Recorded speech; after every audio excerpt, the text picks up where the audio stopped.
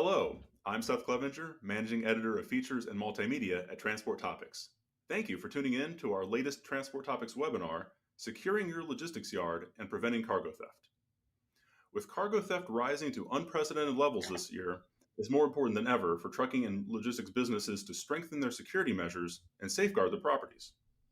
On-site security guards and video monitoring are common approaches in major freight hubs with high crime rates. But how can freight transportation companies protect their equipment and goods in their logistics yards while still controlling costs? To help us answer that question, I'm very excited to bring in John Armstrong, Vice President of Outside Sales at perimeter security company AMAROK, our program sponsor. Welcome, John. Hi, Seth. It's nice to be here. I'm looking forward to talking to you. Yeah, I think a great way to start here is by discussing the scope of the problem. So Verus CargoNet reported that cargo theft incidents in North America climbed 27% year over year to a record high in 2024. Now, that's with an estimated loss per incident rising to about $200,000. So this is not just petty theft; these are major, impactful crimes that are happening. John, from your vantage point in the industry, just how widespread is this cargo theft problem today, and how much is it costing the transportation industry? Seth, that's a great question. Now, it has always been a present threat, but it definitely seems like it's on the rise. And it's not just me saying that, it's all the stats are backing that up as well. Cargo theft is expected to rise in 2025 by 22%, and that's from Yahoo News. And there's been a 49% year over year increase in cargo theft, especially when you focus and target the major cities where we're seeing a lot of movement, a lot of cargo going through some of these major ports. And you mentioned the rise in about the actual cost of the thefts being over $200,000. That's an increase from 188,000 the previous year, and it's the value of the stolen goods. It's when you look at the direct cost, but there's a lot of indirect costs that people aren't factoring in, such as the supply chain disruption, reputational damage, and when these events occur, there's an also increased security cost because these businesses and companies are having to rely on more and more expensive measures to prevent repeated incidents. And when you look at the whole total picture of this, the economic impact is nearing $30 billion a year, and that's coming from the FBI. So when you put all that together, it's a really big problem that a lot of businesses and companies are having to figure out and face. Yeah, and unfortunately, we've seen an uptick in recent years, as you described, and it doesn't look like it's going away anytime soon, unfortunately. So this is certainly a topic that's increasingly top of mind for fleet managers across the industry. Of course, there are many factors that can increase the risk of cargo theft, right? When there are supply chain disruptions, and we see the continued growth of e-commerce shipments can open up some possibilities. And we also see, organized crime, sometimes targeting high-value goods like electronics. So, of course, there are many factors that can, increase the risk of cargo theft, right? I mean, this includes supply chain disruptions that we've seen in recent years. Also, the continued growth of e-commerce shipments, right, create some opportunities for cargo thieves, as well as organized crime targeting high-value goods like electronics. John, I'd love to hear from you on your expectations for cargo theft. Do you see this continuing to trend upwards as we head deeper into 2025? You touched on this a little bit earlier, but what again are some of the factors that you see driving this activity, this uptick that we've seen in recent years? That's a great question, Seth. And I had mentioned already that we are seeing the crime tick upwards in 2025, and we expect that trend to continue. Part of the reason why we're seeing this happen is there is some uncertainty in the economy when you look at some of the factors that are out there, such as tariffs and inflation. That is definitely a combination for more crime. As the economy goes down and the cost of goods goes up, that has historically speaking led to more theft.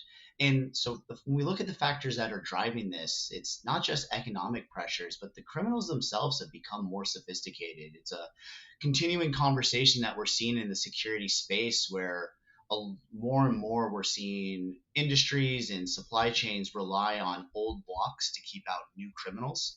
And that is where we're really seeing a lot of these failure points happen.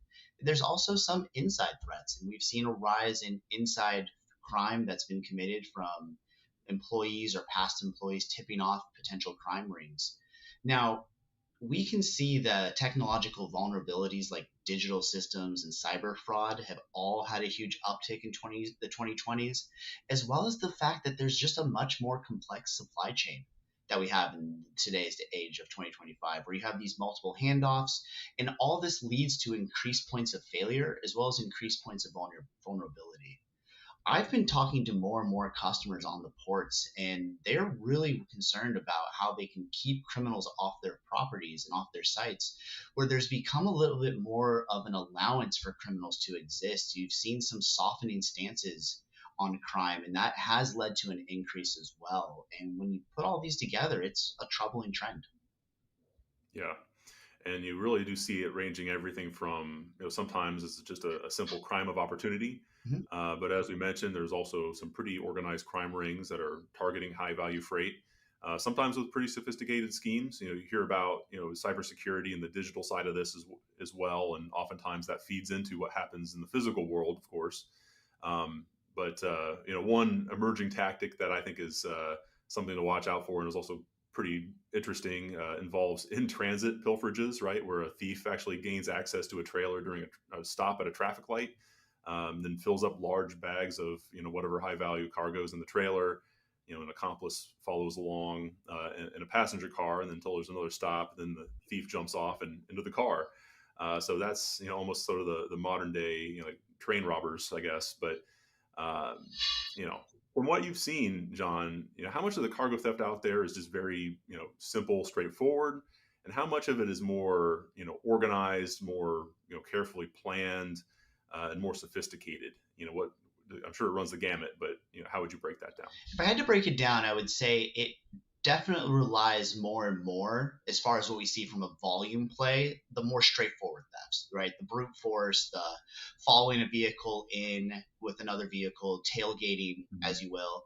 And then we have some where it is some extreme use of violence and force to make things happen. I was just recently at a customer site in Miami, and they were talking about some of the stories they had heard along the ports, and there was issues where two trucks came in. The guard turned around to check in the truck and look at the cargo load. And when he turned around, the two would be truck drivers had shotguns pointed at him. And now he's being put into a cargo trailer, and they lost two vehicles that night, full of load with high value good as well as some food and pharmaceuticals. So when you see stuff like that, and that really makes you realize how important it is to prevent unauthorized access altogether. You really need to control who's coming in and out of your property, whether it's with a guarded solution or with access control, because at the end of the day, theft is happening when there's opportunity. And you really do Yeah. need to remove that opportunity. And it starts by building a culture of security. Criminals are looking for what they're perceiving as easy targets. And sometimes it's relative to your neighboring businesses as far as who is the most vulnerable at that point. But it's also if they look at your business and see it as something that they could get in and out of without there being a lot of resistance, that makes you Yeah. more likely to be targeted. And at the end of the day, you have to not overlook the internal theft. But that's where that culture of security really comes into play by letting your employees know that you value security. Not only are you letting them know that you value them and their safety, because that is something that having a secured access lot does, but it's also letting them know that this is a business that monitors their own, looks after their own, but also looks after their facility and looks after their valuables. And as cargo theft in the US continues to rise, it's going to involve organized crime. When you see some of those big strikes and some of those big hits, those are organized measures. But what I really think the businesses across the country should really worry about is that daily theft, that very low level, unorganized, but at the end of the day, very present and very dangerous. Yeah, great advice, and certainly don't be the easy mark, right? Don't Exactly. make it easy, and don't put yourself out there as a target. John, what types of cargo do you find are the most common targets for criminals? Also, in what states and locations do you see the highest concentration of cargo theft activity? Because of course it varies from state to state, region to region, area to area, and also depending on the type of cargo you're moving. Great question, Seth. I would say cargo theft in the United States, it's ever present. It's always, again, being an opportunity. You'll see things as high valued as cars and electronics and copper.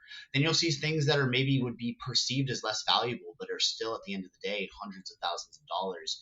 So when looking at the most commonly stolen cargo types, you're going to be looking at a lot of food and beverage, and approximately 31% of the stolen cargo is food and beverage items. Then when you look at the high dollar electronics, it's 24% of our thefts in the US actually involve high value items such as consumer goods with electronics and household goods as well. So items like appliances and furniture have seen an increased theft incidence as well. As you're having more theft occur, you're having a larger gamut of items being taken. And we do look at this regionally. In some of the top states with the highest concentration of cargo theft, California will probably be no surprise to anyone. They're leading the nation with 32% of all the cargo theft incidents in 2024. Texas is right behind them with 19%.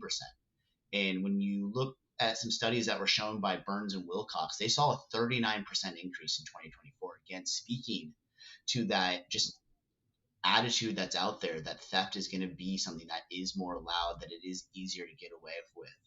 Tennessee, Pennsylvania, Georgia, and Illinois round out are the rest of the states that we've seen a huge spike. Tennessee had 14% of all the cargo theft.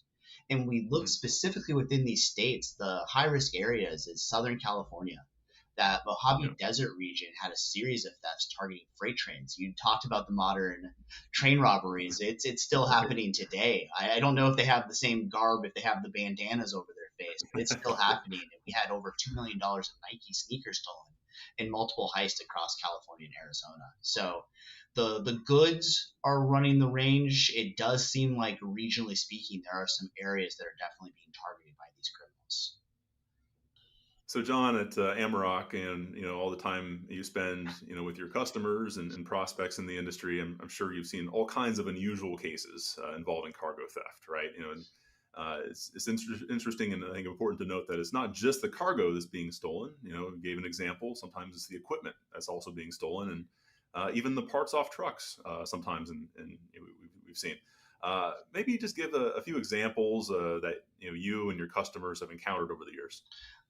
Thank you for that question, Seth. And yes, I do have some stories here. And while the thefts that I've seen and the crimes that have been committed definitely have a wide range of outcomes as far as the materials that were targeted, at the end of the day, there is always a dollar assessed there and there's hard costs that are faced.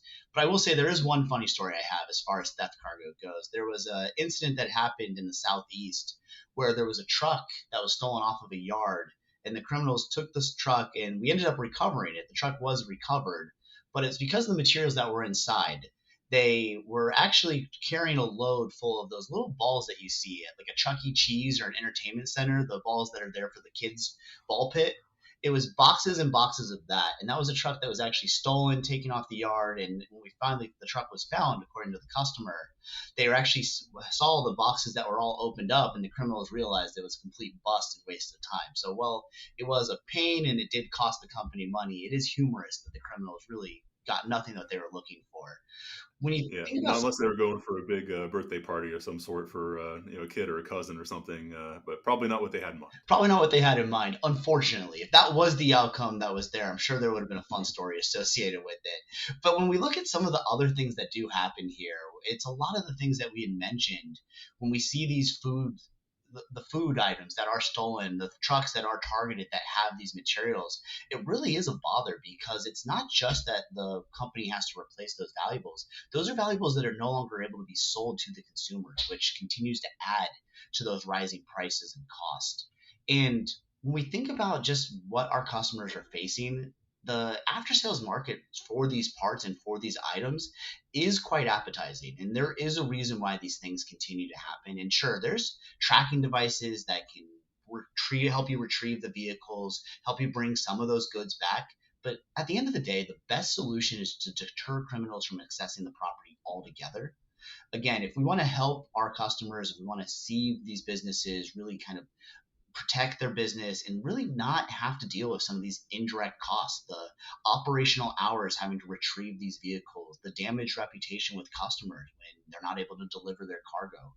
These are all things that can really impact businesses, and you really need to be mindful of that when looking ahead into 2025. Yeah. And when you look at the just total scope of cargo theft in our industry, about half of it happens in truck yards, right? So sometimes you might think of it as like, hey, a truck is parked in a insecure location, and that's when it happens. It can happen right in your logistics yard. Since perimeter security is your specialty at Amarok, I'd like to just give you an opportunity here to share some advice on the best ways for companies to make their properties more secure, given that's such a huge piece of total cargo theft. Absolutely. Now, we've talked about it a few times already, Seth, but it is making sure that you're not presenting criminals with an easy opportunity, right? And so that does start with some general, just physical barriers you can put up, whether that's heavy chain link, heavy industrial wrought iron. I've seen some businesses go all the way with doing cement walls. Walls do work. They do keep criminals out, but they are very expensive. Lighting is also a good point. You don't want to present any dark areas where a criminal can maybe get in and hide on the property. Also controlling the access points. We've talked about this before, but there's multiple ways you can have access control, whether it's through a key badge system, whether it's through partnering with a company that offers access control, or utilizing guards as a check-in service as well. Now, when talking about trucking yards, they, for the most part now in today's age, all have cameras. And while I do believe cameras provide significant benefits, when it comes to protecting a yard, especially when you think about internal purposes, and we talked about internal theft Yeah. measures, it's also really helpful for insurance and for validating what happened. If you have to go talk to one of your customers and say, hey, this did occur and we have video proof of that what's happened and now we can take measures to prevent it from happening again. But the cameras aren't going to keep the criminals out. And that's what we always want to make sure we're relaying to customers, so that cameras do a phenomenal job of capturing footage, but they are a very reactive measure. They're never Yes. really being utilized until someone's already on your property. When we talk about other services and other ways that you can protect your yard, you can also look at something like a guard and guard services. And it is really hard to replicate what having a living being on site can do. And that is a very good preventative measure, which is opposite of cameras, right? If you think about cameras and beams and other security solutions like that, those are all reactive services. And a guard Mm. is very much a preventative service. You're preventing someone from ever accessing the property. And when we think about the most effective securities, it's really when you look at a layered security approach that's both mixing preventative and reactive security solutions. And when I think about physical barriers, I definitely think about the electric fence and how that has a message of making your yard the hardest thing to break into. Yeah. So a combination of physical barriers, on-site security, personnel, Mhm. and video monitoring, can add those multiple layers. Speaking of security guards, right? Certainly for large logistics yards that do often have security guards on site to provide that level of security. That still has its limitations. Of course, labor costs are not cheap these days, and guards can't be everywhere at all times, right? So if it's a large facility, they can't cover, constantly watch everything.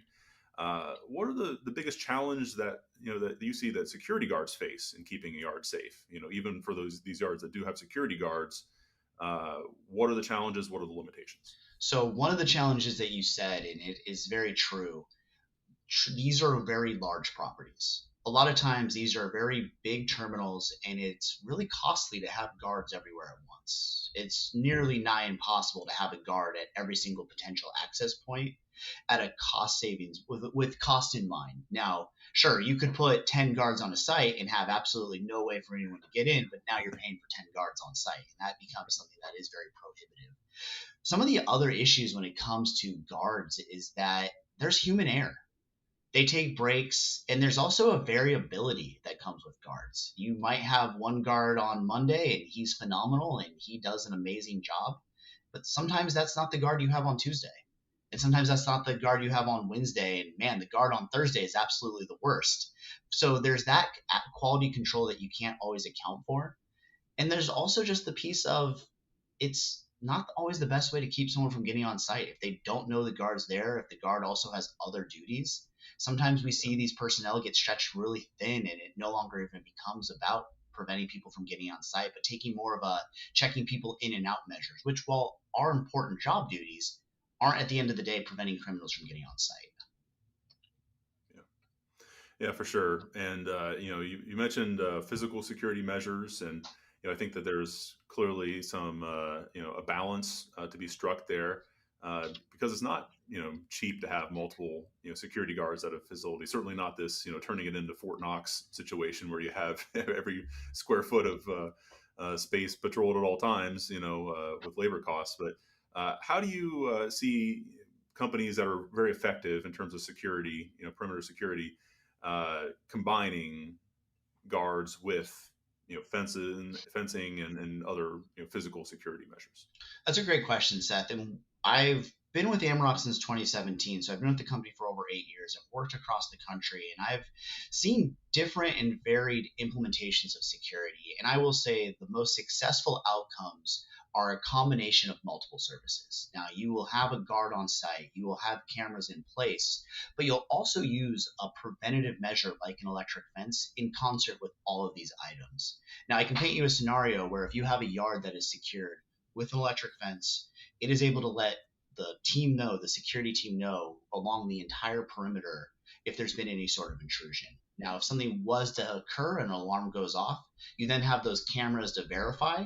And then lastly, you have a security guard that can be dispatched. That is the type of security that we see to be the most effective. And as you can imagine, it's all assisting one another, and every single item is actually making the other one more effective. And when we find that that pairing is the best way to secure a property. So you mentioned the electric fence product, and of course, the first thing that comes to my mind. I grew up on a family farm in Ohio with livestock, and we'd have electric fencing to keep the cattle from getting out. And of course, you learn pretty quickly to avoid touching the electric fence. But this is a very different use case. But just tell us a bit about how it works. Clearly it's a deterrent. But just tell us how the electric fence works. No, that's a question I get a lot, Seth. As you can imagine, I live in California. I'm based in California. California's had a high crime problem for a while, and so it's become one of our biggest markets. And as you would imagine, the first time a business learns about an electric fence, there's a few eyebrows that get raised. There's some thoughts I think that go in their head of trying to figure out exactly what we're proposing as far as a solution goes. I think they think about the farm that they may have worked on, or the electric fence they saw in Jurassic Park that blows the little kid across the parking lot. That's what they first start to imagine.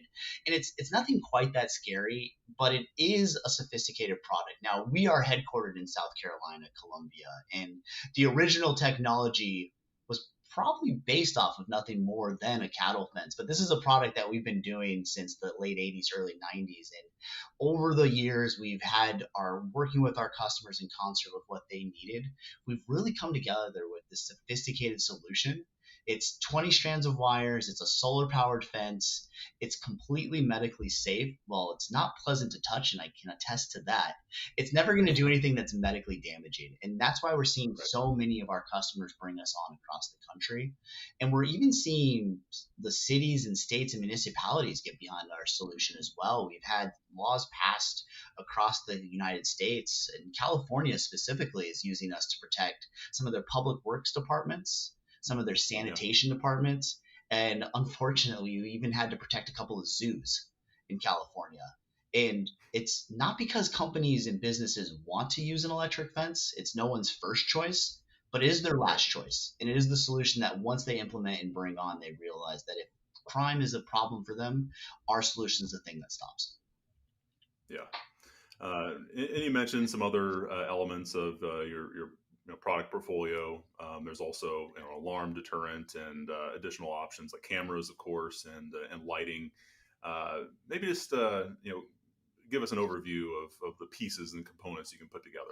Absolutely. So our solution, when it's in place, we're able to go along the entire fence perimeter with our fence, only about 3 inches on the inside of your fence line. And the reason being is that we want to have a fence line in front of our solution in order to prevent anyone from accidentally touching our electric fence. Now, the system does not have to be armed 24/7. It's a solution that gets turned on and off as needed. But when the fence is armed, it's sending a bolt of electricity around the entire property every 1.3 seconds.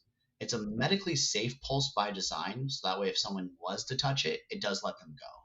Now, if we notice that there's been 3 interruptions in a row, so about 5 seconds, that's when an alarm would go off on site. Now, the alarm goes off on site, and what comes with that is police lighting, so red and blue flashing lights, We would also have some flood lighting at the access point where we would have our solar panels and our battery backup station. And then a silent alarm would also go off. So our command station would be made aware of what's going on, and then we would work down a call list.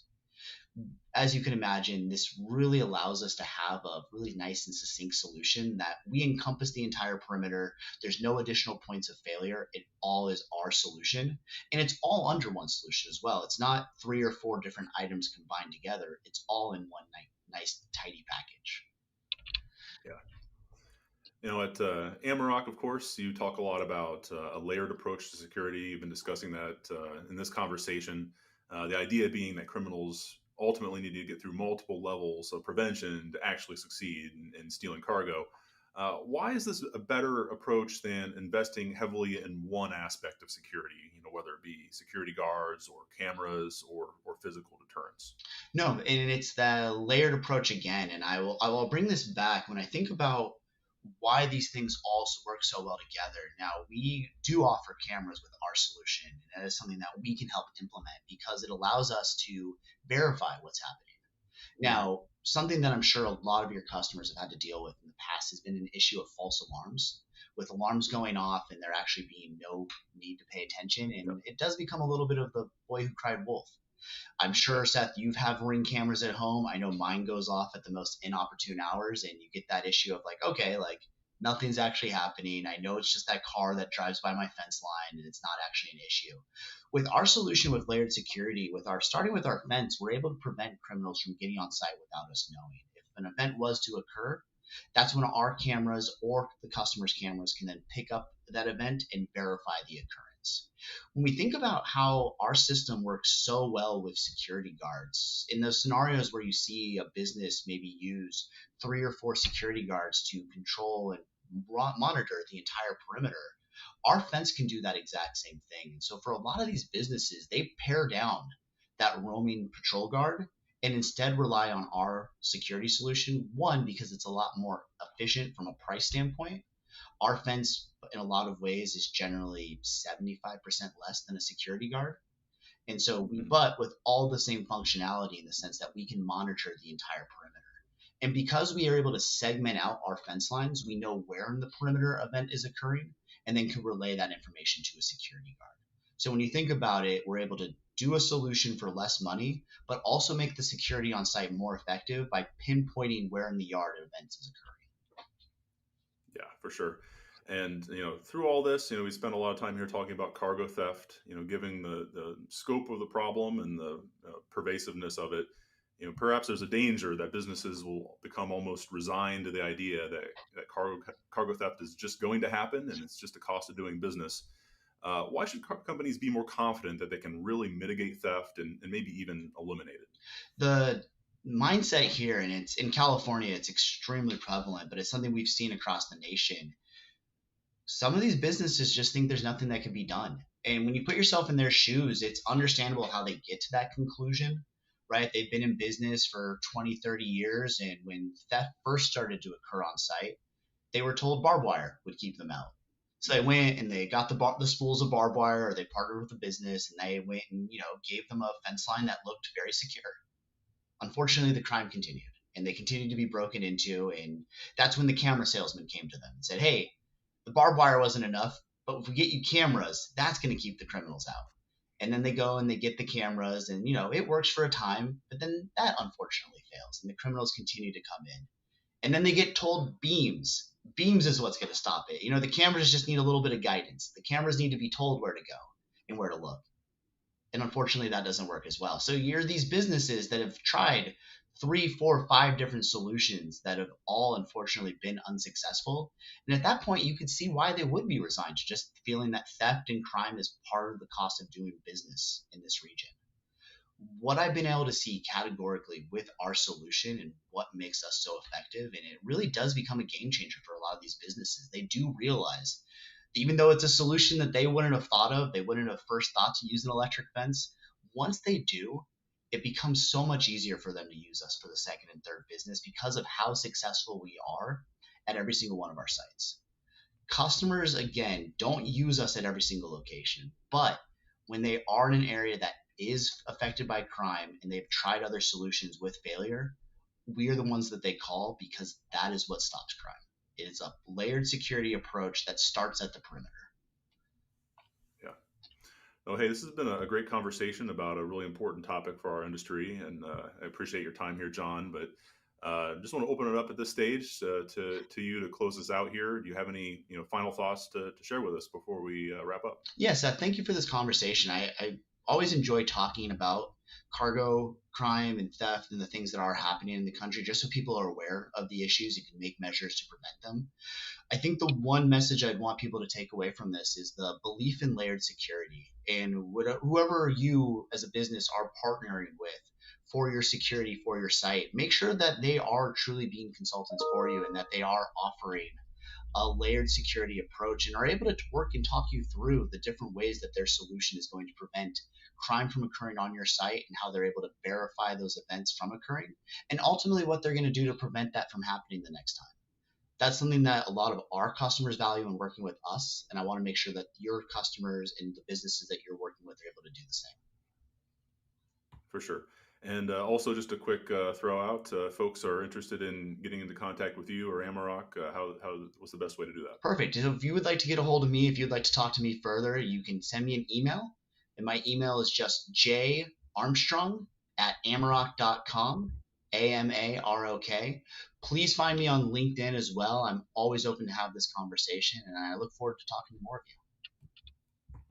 Well, again, this has been an outstanding conversation. Really appreciate your time, John. I see we're out of time here, but thank you once again for joining us and sharing your insights. It's been a great conversation. Awesome. Thank you, Seth. I hope you have a great day. And it was nice talking to everybody.